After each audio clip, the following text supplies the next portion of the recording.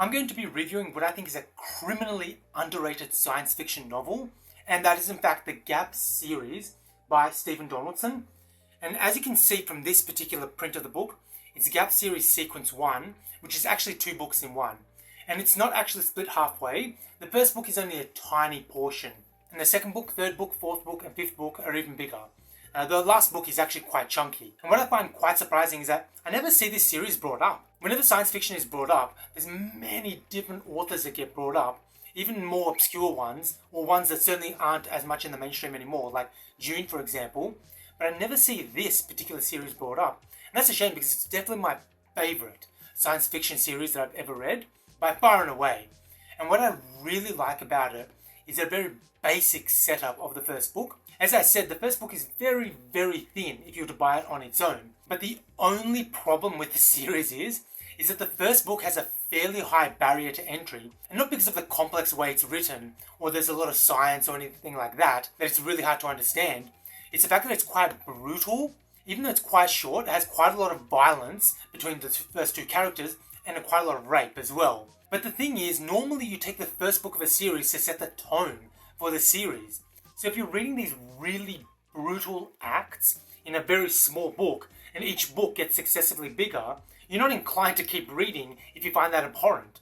But that's the thing, it's only in the first book, and I'm not sure it was really necessary. I really think a lot of those details should have been left out, and only a few pages devoted to it, and then we can get on with the story, because it becomes a real thriller later on. And it actually introduces one of my favourite characters, and certainly character names, that of Hashi Lebwal. That's a name that I've been using for many years, ever since I first read this book series, which is actually in year 10, which was 2003 for me. And the main thing that I like about it is that it starts so simple. You're basically introduced to your antagonist, Angus Thermopylae, which the back of the book describes as: Angus Thermopylae is an ore pirate and a murderer, which is a very nice description of the man. We're introduced to him and his ship, and then we're introduced to Morn Highland, and she's a cop on board Bright Beauty. And what happens is Bright Beauty discovers Angus Thermopylae and his ship, and they're chasing him down. But in this universe, people travel around the galaxy using the Gap. However, when you enter the Gap, you experience really high Gs, really high stresses on your body. And in this particular universe, you can experience what's known as Gap sickness. And what's interesting is you're reading it from Angus Thermopylae's perspective. He's getting gunned down, you think he's out, you think he's gone, he's going to die, that's it, you've left the character behind. However, what it turns out is that Morn Highland has the Gap sickness. She didn't know she had it. However, the ship Bright Beauty enters really high Gs to be able to follow Angus Thermopylae's ship, and she experiences the sickness and sets a self-destruct on the ship. This kills most people on board, which then allows Angus Thermopylae to take over the ship. He turns around, takes over the ship, and he takes Morn Highland prisoner. And then that is when we're introduced to the really fun stuff of the book. And it's interesting because you read from the antagonist's perspective first, and then only later you're introduced to Morn Highland and discover what happened on board her ship.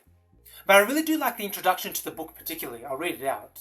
Most of the crowd at Mallory's Bar and Sleep over in Delta Sector had no idea what was really going on. As far as they were concerned, it was just another example of animal passion, men and women driven together by lust. The kind of thing everyone understood, or at least dreamed about. The only uncommon feature was that in this case the passion included some common sense. Only a few people knew there was more to it. And this introduction is actually referencing the end of the book, where we're introduced to a third character, Nick Saccorso, and how he rescues Morn Highland from her captivity. And it's called The Real Story because even though it would normally be an open and shut case, Nick Saccorso rescues Morn Highland from the really evil Angus Thermopylae, the story just continues and builds up from there. And we introduce characters on Earth, and we actually go into deep, deep space, and we're introduced to an alien race called the Amnion. And we're introduced to the inner workings of the UMCP, that's United Mining Companies Police Corporation. And we have the director of the UMCP, I'm trying not to spoil too much here, and he orders one thing to happen. And then we get to my favourite character, Hashi Lebwal, and he actually has his own designs, and he orders an assassination. And so whilst the director of the UMCP has ordered these characters to do one particular thing, Hashi Lebwal, who actually works under the director, he's ordered an assassination. And it's really interesting how things like that get complicated throughout the story. And then you really flesh out the characters and you get these really big, larger-than-life characters and these really tragic backstories. But what's really interesting at the end of the first book, when Nick Saccorso rescues Morn Highland, and Angus Thermopylae is arrested, we then get to find out more about Morn Highland, and we find out just how intelligent and cunning she is. And she understands that this is not just a standard rescue story, and there's going to be more to it. She has to understand why Nick Corso rescued her. Not to spoil anything, but he didn't do it out of the goodness of his own heart. But even after immediately getting rescued from a really, really bad situation, she understands that's not the end of the story, and she's going to still have to fight for her survival. And ultimately, even with the big machinations of big players involved, it really does come down to her and her journey and how she reacts to all of the things that are happening around her, all the complications. And that, I think, is the heart of the story. And as I was mentioning, yes, the first book is very brutal, but once you get past it, it becomes more of a thriller. And then occasionally, these larger-than-life characters, they'll clash, and really, really interesting things happen. And you think you know where the story is going, and then a clash happens, and then it blows the story wide open. But to give you a better idea, I'll actually read out the full blurb at the back. Angus Thermopylae is an all-pirate and a murderer. Even the most disreputable asteroid pirates of Delta Sector know to stay out of his way. Morn Highland is beautiful, brilliant, and dangerous, and was a police officer until she met Thermopylae. Nick Corso has a reputation as a bold pirate and a man not to be crossed. From the very beginning, he and Thermopylae were set on a collision course. But no one expected the speed at which it would all be over, or how utterly devastating the victory would be. Nor had they realized how dangerous it was to underestimate Morn Highland. She's no one's trophy and no one's pawn.